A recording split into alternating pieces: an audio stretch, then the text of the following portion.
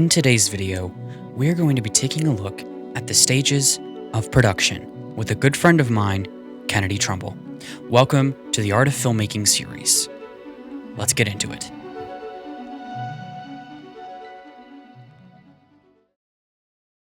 Hello everyone and welcome back to another video here on the channel. Today I am sitting with a good friend and an incredible filmmaker, Kennedy Trumbull. Hi, like you said, I'm Kennedy Trumbull. I'm in choir, film, and theater, and I hope to go to film school one day. I as well hope to go to film school one day.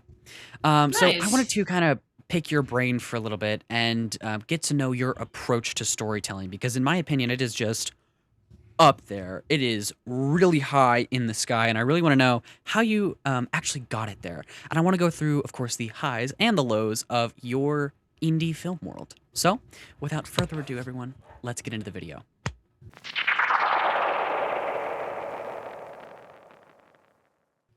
So, as every production starts, we always start in one stage. This is known as the pre-stage or the pre-production stage. So, we're of course, naturally going to be starting with the pre-production stage of questions. And I have about 4 questions per each section for pre-production, post-production, and production, of course. So we're going to be talking about pre-production first. And for those of you who don't know maybe what filming is or what pre-production is, that is the planning stage of filming. So my first question, the very first thing that in my opinion comes to mind whenever anyone talks about filmmaking is the script, the dialogue. So I want to know how you go from an idea to having a formal script or a visual treatment laid out on your desk for your eyes to gaze upon. Yeah. So usually my inspiration comes from like a piece of media or like something I see online or anything. Like I was just watching Project Hail Mary in the theaters, and there was this one scene where I was like, I'm going to create a short film that's based off of that scene right there. So I'm obviously not copying that movie, but it's like one scene in that movie specifically inspired a whole nother film that I'm currently writing. And so that's kind of where my inspiration starts. And I just like throw everything down on a document, all of my thoughts. Usually I start with the one scene that I'm like, I know that's going to be in my scene. And I throw everything down on a document. I format it into like a script. And then I just start doing revisions until I eventually have like a set script. And even when I get into my production phases, sometimes I'm reading the script and I'm like, why did I write that? You know what I mean? So then I have to like in the middle of filming, I'm like, actually, you're going to say something else. That's happened way too many times to count, but that's kind of how it starts, I guess. That's kind of how everything stems. So would you say that it's trial and error, essentially, with filmmaking? Yeah, it's definitely trial and error. It's like, I remember I had a whole script for this one film, and I had my casting done and everything. And we were finding days to film, and then all of a sudden I was like, I'm actually not going to do this script of the film. I'm actually going to revise the entire thing. So we had to push filming like way back because I was like, I actually kind of hate this script now. We're going to revise it. So it's just trial and error depending on how I'm feeling that day. Okay, yeah. And would you say that all of these ideas are completely from the depths of your mind, or would you say that you, like you said, you watch Project Hail Mary and you're like, I want that to be in my film? Do you always start your ideas with an idea from someone else? Not essentially, that sounded like you were plagiarizing. I didn't mean to sound like that. But essentially you look at someone else's work and you're like, oh, and that sparks an idea. Like the other day I noticed that I was listening to a podcast, and I heard the word elevator. And for me, it's words that will spawn ideas for me. So I had an idea based off just one singular word, where we see the hustle and bustle of a hotel lobby, people checking in, kids running everywhere, parents screaming, people trying to get out of the hotel, people trying to get into the hotel, valleys running everywhere, trying to find keys. And all of a sudden, we stop on this elevator, and the elevator door opens, and out comes a lady. Her name is Sasha. She's on the phone with someone, and she's clearly distressed. She's clearly angry about something. Now, Sasha is a coffee shop owner, and this is all just stuff that I got from one word. Sasha's a coffee shop owner. She's on the verge of bankruptcy, and she's on the phone with someone who was trying to get a loan. She did not get approved for that loan, and she had to go to work while trying to hide from her employees that they're about to lose the shop. And for me, that all just spawned from one word. Yeah. So, I mean, and like I asked if filmmaking was trial and error. For me, it really is trial and error, because you see something you like, you do something you like, and then maybe it doesn't work out. Because mine did not work out, so it was a cool idea, though. Yeah, no, for me it will, like, I guess half of the time it'll stem from someone else's work. And it's like it's just like a scene idea, and then I'm like, I want to do something similar to that, and then it sparks an entire idea. And then sometimes it's just like sometimes it'll be about my dreams. Like I'll have a dream and I'm like, that was really cool. You know what I mean? And then sometimes it's just I'll be just sitting there, like just doing my homework, and then I have an idea and I'm like, I'm gonna write this before I forget. So it just really depends on where my mind is at. Yeah. Okay, so now that we have the script kind of question out of the way, let's go ahead and move on to our next question of the pre-production process, and that is going to be shot listing. So I would like to know what your system is for organizing shots, and for me, I do this by like emotion, location, and camera angle, and scene number, and character line, and page number, and all this very technical stuff. That's how I lay out my shot lists. So how do you do yours? Yeah, I like to have it in like a list format, but first I usually do my storyboard first, actually. So that way I can get a visual in my mind of like where the camera's gonna sit, where the subject's gonna be, like what's the overall mood of that one shot, you know what I mean? Just so that way I can get like a solid idea in my head, and then I start writing it down. And usually I have it in like a little list, and it goes what the scene is, the camera angle, the audio. Usually my notes are like how I want the actor to act in that scene. And I have it all in like a little pretty list. And then any other things that I have in my mind that I thought about while writing that shot list, I just throw down in another document. Because it's easier for me to have everything in one spot, like notes and then shots and then storyboards and then script, like all in just one separate spot versus having to like jumble it up. It's just better for me to like throw everything down in one spot. Yeah, I agree. I'm gonna share my screen with you. So this is an example of. Can you see this? Yes. So this is an example of one of my shot lists, and you guys can't see the name or the characters' names or anything like that that are in this film. But you can see the essential layout of the film, and how I like to start it is with scene numbers, shots. So we have A1 through E5, and then that goes for the same for every shot. And then if we have maybe an alt scene, because I have an alt scene here, I've got scene 3, and then I've got an alt scene 3, we'll go into decimal points, so A1.1 through C3.1. And that's just a point 1 to indicate that it is a point 1 scene. And if I were to have another alt scene, I'd do it point 2. And then I've got my interior, exterior, my location, my time, my shot type, my camera angle, my camera movement, if any, my audio, my subject, my description, and my notes. Sometimes, whenever I am creating a film, I will have post production notes for myself in pre production. And so I have to be sure to write those down, or else I'm not going to remember them. And that's really going to suck for me whenever I get into post production. So that's just an example of one of my shot lists. So, yeah. Yeah, I feel like mine look very similar to what yours like the list and everything. I usually don't color code. However, I like that list kind of format. So now we are going to, now that we have one of those questions out of the way, we're going to move on to the visual style question of the film. So my question to you is, how do you build mood boards and choose your lighting and color palettes? Yeah, usually it kind of stems off of like the mood of the film. Like I recently just finished filming a film about this girl who she had died and she wasn't accepting the fact that she died. She was going through the process and everything. And the colors of the film were very cool toned, very like um not warm, like they were very like blues and whites and stuff like that. And I'm like, they teach us in school and stuff like that that those are usually like for comedies and stuff like that. But I decided to use it for my like emotional kind of film, because when you think about like the afterlife and heaven and stuff like that, you think of like the whites and the blues because of the sky and the clouds and the sun and all that stuff. So I kind of decided to use that. And then Pinterest is my best friend. I have so many boards that are like different films, like and the vibes of that film. So I can look back on that and be like, huh, this is what I was thinking in that moment. So Hmm. For sure. So one thing that I do with my color palettes is I know that color grading and color correction are two very different things in post production. Jumping way ahead here.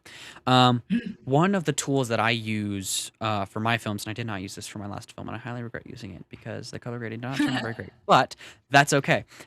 Mistakes, we all make them, and we all learn from them. So I'm going to share my screen Yep. again, and this is a tool that I use for filmmaking. So this is a gray card, and what this does is it helps with white balance and color control. So personally, I have one of these little things and then one of these little card sets. And I want to know, do you use these for your filming?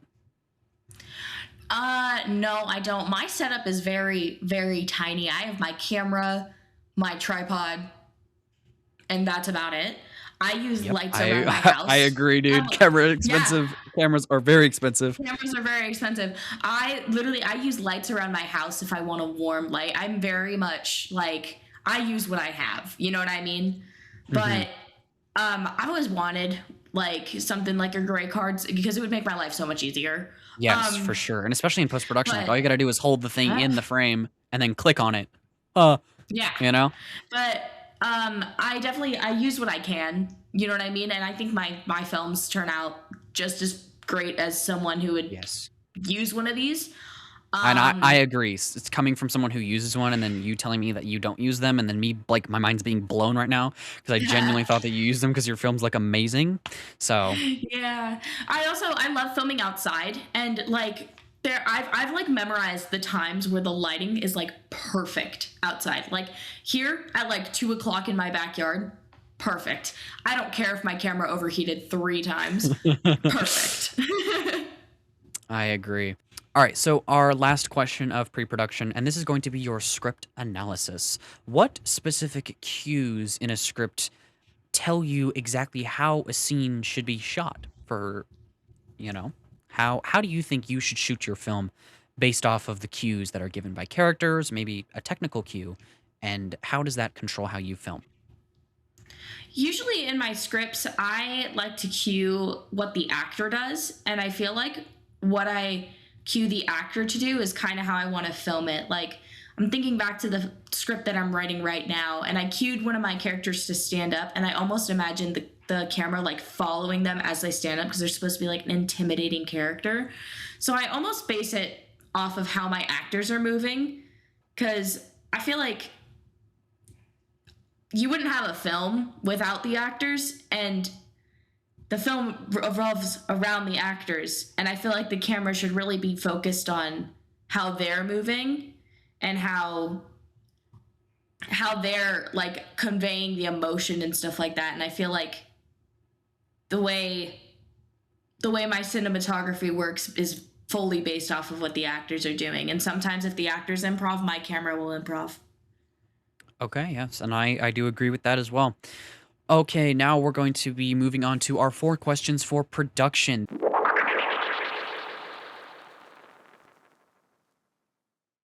This is the part of the film where we are on the set. So, the very first thing, in my opinion, for production is communication. That's always something that is very crucial whenever you're filming, and that's how you get out call sheets and communication on set and proper walkie talkie communication because God knows we would not survive without walkie talkies. Okay. My only question to you for communication is how do you explain your visual vision, in a sense, to your crew and your actors so they know exactly what you want to do for your film? Yeah. Usually once I have my script, I always send it out to every single person that I even think is going to be on this film, and I let them read over it, and if they decide they don't want to be a part of the film, I just tell them to get rid of the script. And then after that, I have like all of my cast and crew. We sit down and we actually read through the script, and I'll talk to them about different ways I want certain scenes to go and um different like emotions I want to convey here and there. And then I will ask everyone to send me their schedules and how they work because I'm available like all of the time. Same over here, I'm man. yeah, I'm not a busy person, so really my scheduling for the film based off of them.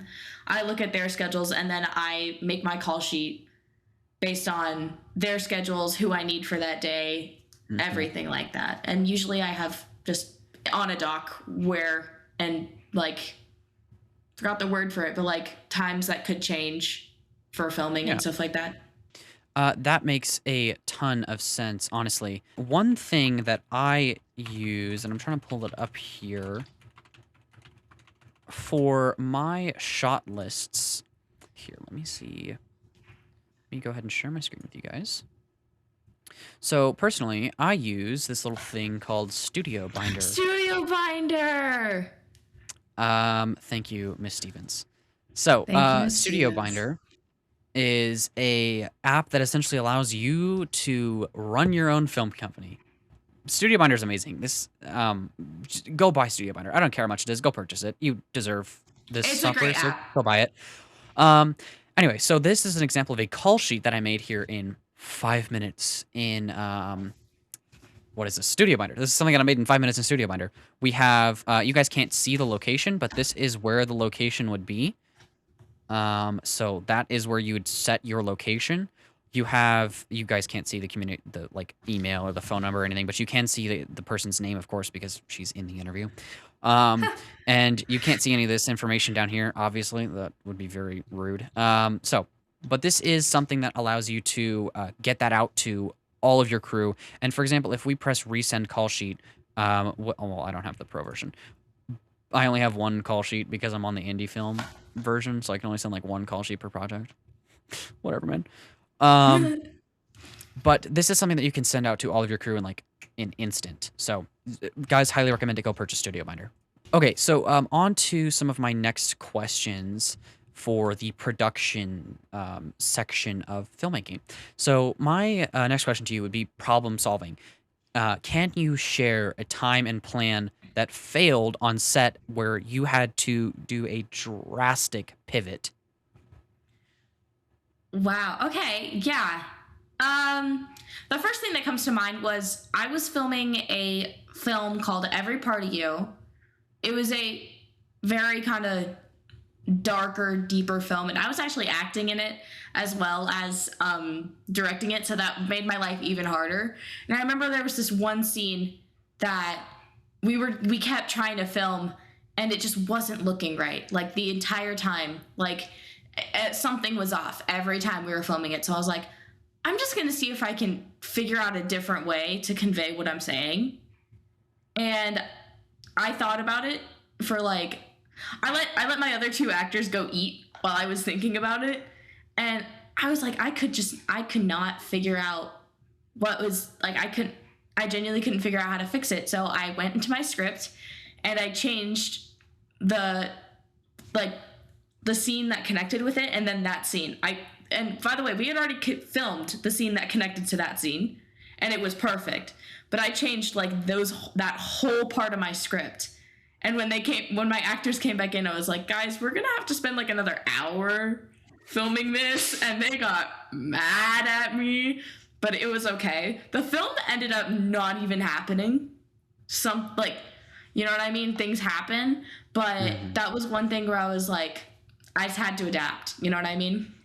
Yeah, for sure. And this kind of goes back to our trial and error thing where with filmmaking, it's either hit or miss. There's really no in between, there's no gray area. It's pretty much black or white, like right or Mm-hmm. left, up or down, pick one. Okay, so my next question would be themed as gear versus story. This is a constraint that I cannot stress about enough as a high school filmmaker.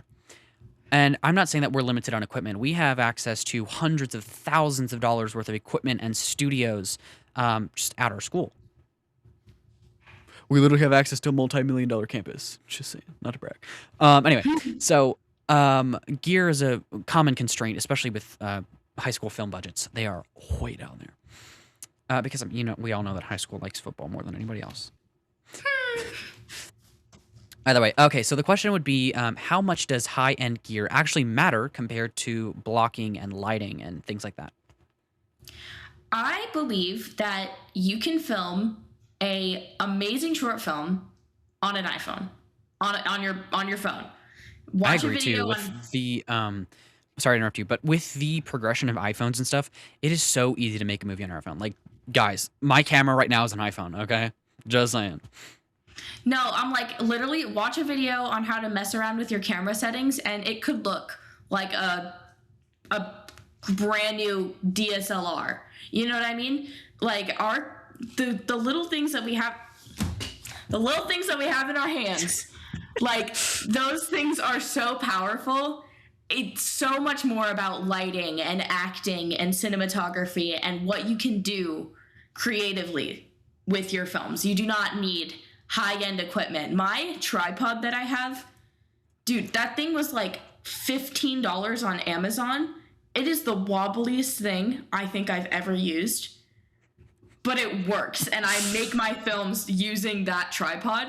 It sucks because I'll be filming and my camera will just start This is so true, slowly man. falling, but I make my films and I make it work. It does not matter if you have $1,000 camera or a $2 camera or your iPhone, you can make a film. If your $2 Uh, camera looks like it was from the 1990s, 1980s, 70s, something, make your film about the 70s. It gives it the vibe. Like, yes. genuinely, it does not matter. hmm I agree. And a lot of people think that you need something like an RE Alexa Mini, which are like Oh my $15,000, gosh. or maybe Mm-mm. something like an FX6 or an FX3. These are all very, very expensive, high-end cinema cameras, and not everybody has access to things that are that expensive. And the camera body for the FX6 is like $8,000. That's just the body of the camera, dude. That's not even the lens. You're easily with And the you need FX6. You you need can. the lens to film, by the way. That's true. You cannot just $8,000 ain't gonna get you anywhere, man. If you don't have a lens, you're cooked. Yep. But with iPhones, like for example, I'm shooting on the iPhone 17 Pro. Holy camera quality, And I mean, just buy something like, for example, let's pull back up my FX6 tab. While he's pulling that up, I just want to say I feel like everyone has a phone. I'm like, if you want to be a filmmaker, do it. I think everyone has a phone at this point. I'm like, if you want to do it, because it's really, as long as you have the creative process, you've so got that. Exactly. And something like this, like the DJI Osmo Mobile 7. This is a gimbal that I have. Actually, no, wait, it's not this one. I have the 6. I have this one. This is my gimbal. I use this all the time. It's a wonderful gimbal, and guess how much it run me? People are gonna say like $400, bruh. No, this was like $60 on Amazon. Hello? Go purchase a gimbal. It's Okay, a well, I mean, let's good be honest. gimbal too. Exactly. Your boyfriend has one, doesn't he? Yes, he does. He has that Yep, exact yep, one. yep, yep. Okay, let's be honest. $18,000 or $60. Pick one. I don't know, man. Okay. But it really just comes down to what you're willing to spend and what you do have at your disposal. The final question of production, the kit. So, besides the camera, what is the one tool that you cannot live without on set? Wow. A really good question, in my opinion. Yeah, that is a really good question. I feel like your kit changes depending on what film you are filming. But besides the camera, for me personally, it's a tripod. Because there are definitely films that you can film where it's like the handheld, just holding the camera, gives it like a vibe, gives it like the vibe you need. And oh my gosh, if you're made of steel and you can hold that camera like as still as possible, you go ahead and do that. But for me personally, if I didn't have a tripod on set, I genuinely think my film would turn out so bad. There are so many shots that I could get with my tripod. Just that's all I have to do. Yes, I agree. I agree. I mean, that could be That's, anything from like crane shots, just like depending on how you use it. And if you mix a tripod with a gimbal, power couple right there. I'm telling you, man. It's yeah. just the smoothest crane shot that you can get with that. It's so amazing. That's good for like not only transitions but revealing shots and just Mm-hmm. what so much Like that you can do with that. genuinely, the tripod. As long as you know how to use the tripod, you've so got like a tool that could be used for basically anything. Yeah. I'm like, there have been scenes where I want to come in on a subject. I literally pick up my tripod and I'm like holding it out like that, hmm like a gun, and I'm just Yes. I agree. I agree. For me, the one thing that I cannot live without with on set is my Pelican case. Guys. Whew, okay, I'm gonna give you a little backstory on one of the films that I just released that actually has Kennedy as our main character. Camera stopped Brad. working. There we go. It's back. I was like, Huh, it zoomed out too. Look at that. It decided to fix itself. So, anyways, yes. back to what I was saying. Holy aspect ratio shift, by the way. I apologize, guys. Um, I literally tapped the camera and it decided to do that. So I don't know, man. I just work here. Okay. Either way. So the one thing that I can't live without with on set is my Pelican case, and here's why. The other a couple months ago, we were filming our short film called Forgotten. You guys can actually go watch that on my YouTube channel, or at the LHS Film Fest coming up April 24th. Make sure you guys go check it out. So what we did is we filmed in the desert, and bro, this was smack dab in the middle of the desert. Like we were probably 500 feet away from the road. Like we were gone. And we had so much gear. I had one backpack. We had 3 cameras out there, one backpack. No, 5 cameras if we include the GoPros. Like, my God. We had a 30-pound freaking tripod. Oh my God, so much stuff. Surprisingly, we forgot the red card. The cheapest thing, we forgot the red card. Either way, but I would not have been able to haul all of that out there just on my shoulders, like, bruh. So, Pelican case, purchase one. Purchase one. They're like $900. Might Huh? I add? Might I add? The fact that he was able to, like, the Pelican case is able to hold so much. And, like, we were just carrying that thing, and he would open Yeah. it, and it was like a treasure chest of, like, stuff. Oh, yeah. It was so weird. Oh, yeah. Dude, I had 2 slates in there. I had a backpack full of not only field recording equipment, but home recording equipment. Like, bruh, are you kidding me? I had so much stuff in there. So I would say buy a Pelican case, and you can get them for as little as I think like $150, all the way up to thousands of dollars. But you're not just buying something that's, yeah, it's gonna break in a month. No, that thing is going to survive Jesus's rebirth. Okay, I promise you, that thing is gonna be here. So buy one, The purchase amount one. of rocks I that highly thing recommend hit, it. the amount of rocks that thing God. hit was probably And all I had to insane, do was and all wipe the it stuff was off. fine. I know. All I had to do was wipe it off, and then it was gone. It's brand new. So buy a Pelican case. Okie dokie. It's that time. Post production, everybody.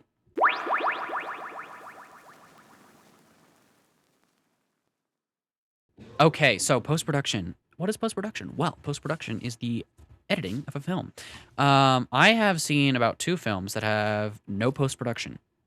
It was really impressive, actually. I don't remember the names of them, but I will find them because they are really good films. And they are by really amazing directors that are currently not alive anymore. We're going to talk about post-production. So, one thing that is very controversial among many filmmakers, best filmmakers to worst filmmakers, is editing software. So, I know a lot of people use CapCut. Stop using CapCut! I promise you, you can get better things for your money, bro. Stop paying for CapCut Pro, okay? Get DaVinci I Resolve. thought you paid for CapCut Pro. I did for the longest time, and then I switched to DaVinci Resolve about a year and a half ago, and my God. I promise you, switch to a different software, please. It's 2026, guys. AI can edit the film for you. Anyway, Don't do that though. don't do that. No, absolutely not. But software. What is your preferred editing software, and which features are essential to your workflow? Wow. Yeah. So I mainly use Adobe Premiere Pro because I get it for free from my school. I do not pay for Yes, it, which yes, I you am do. lucky. My main are Premiere Pro and After Effects because I like to do all my fancy stuff in After Effects just because I feel like it's a bit easier to work with and it has a lot more features that are like if you're doing fancy stuff, you can do fancy stuff in it. One thing to say about CapCut, I feel like they've just been increasing their prices and increasing what you can and cannot use anymore. Yep, Like, for sure. I remember the era when you could take audio out of a video and put it in your film for free, and now you have to pay for that. Yep, it's really It's annoying. like, And you only get a limited amount of audio extractions. That pisses me off. I Because know, a lot of that people makes me film their mad audio too. with their video. No way. But yeah, my main are Premiere Pro and what did I say? After Effects. After Effects. Yeah. And I think I definitely I feel like I don't know what I'd do without those, and I do not know if I'm going to be able to afford those after Yes. I don't get it for free anymore. So we will figure that out. But Guys, these subscriptions are lots of money. yeah, but I definitely feel like one thing I probably couldn't live without is like being able to key out things like green screens and stuff. Dude, We did that with our last film too. We used green screen tape. yes, we did. And I feel like if I didn't have that, or like to cut like a screen, like Yes. in my last film, I played both characters and I directed it. So literally, I was sitting at a So desk. cool. By the way, can I just say, phenomenal film. Like, it was a really amazing. I was like, every time I was just watching the trailer and I was like, oh my God, no way. Wait, did you watch it? I didn't know you watched it. Oh, dude, is it in the drive? Yes, it is. Dude, I'm watching it right now. As soon as we're done with this, I'm going straight to the drive and watching that shit. Bro, that's Yeah. insane. No, but there were multiple scenes where I would have to, because I filmed, basically I had a table in my backyard and I would film the entire film of me sitting right here and then the entire film of me sitting right here, and then I just split it down and it connected perfectly because I didn't move my camera. And I feel like if I didn't have the ability to do that and I had to like figure out a way to put myself in there, I would actually die. So thank you, It's really Premiere annoying. Pro, for being able to do that. That's the one Yes. thing I could not live without. Okay, so next question. So this is going to be my edit question. So, how much does the story usually change once you start cutting the footage? I don't think the story necessarily changes because I actually, when I'm editing, I always pull up my shot list and my script to make sure that I'm not forgetting any scenes when I'm editing. However, the length of the film will change like drastically because For sure. like I was talking about this last film that I just finished. They have a rule in film where it's like one page of your script is like a minute of your film. Yeah, I feel like that's been kind of like a generic thing. That's been like the Generic thing. generic. Yeah, that's been like the generic like kind of assumption. And my script was 7 pages long. So I was assuming that my film was going to be like 6 to 7 minutes. Sorry, I'm so sorry. But when I actually finished editing, my film was like 4 minutes long, and it really caught me off guard. I was expecting a longer film, and I think my film would have actually been better if it was longer. So the fact that when I finished editing it was 4 minutes, I was like, oh. So I don't really think the story changes, in my opinion, unless there are some scenes where I was like, I actually hate that. You know what I mean? Yeah. But I think the length of your film will definitely change. Expect a shorter film. Yes. And I agree. And I feel like that's something that really only happens with short films. You don't really Yeah. ever see that happening with longer films that have hundreds of pages of script because they know what they're doing. Yeah. So, like, anyway, but short films, definitely, I do feel like you'll film 17 hours of footage and it comes down to like 3 minutes. So, it really just depends. Okay. Another post-production question: color and sound. So, at what stage do you start thinking about the grade and sound design of your film? And really quickly, before we do this, might I say that color grading and color correction are two very different things. And to do that better, I recommend purchasing this. This is a $70 piece of hardware. It is called the Ulanzi D100H. Purchase it. It's a color grading wheel. You need it. I promise. Okay, continue with the question. Okay, yeah. I think about my sound from the moment I start editing because I almost feel like I cannot start editing and edit the whole film without hearing how the sound goes into it. Because I feel like if I edit the whole film without the sound and then I put the sound in and I edited it to the point where my sound doesn't fit, like I was doing a film that was like, it had a lot of classical music in it. It was a romance film. And I really wanted these scenes to go with the music. So I almost had to edit the sound and my actual film at the same time. Coloring for me happens at the very end. I need to make sure that everything is good before I start doing color. Because I feel like if I do color in the midst of everything, I feel like my color's going to be off throughout the entire thing because I feel like I'm going to mess up somehow. But if I do color Uh-huh. at the end, I feel like I could. First of all, if I do color at the end, I have more time to actually like tweak it versus if I'm doing Uh-huh. it in the middle of everything, I'm gonna have too many things on my mind. And then also, I feel like if I do it at the end, I'll actually be able to see if I'm messing up or if the color's off. You know what I mean? Yes, and I agree.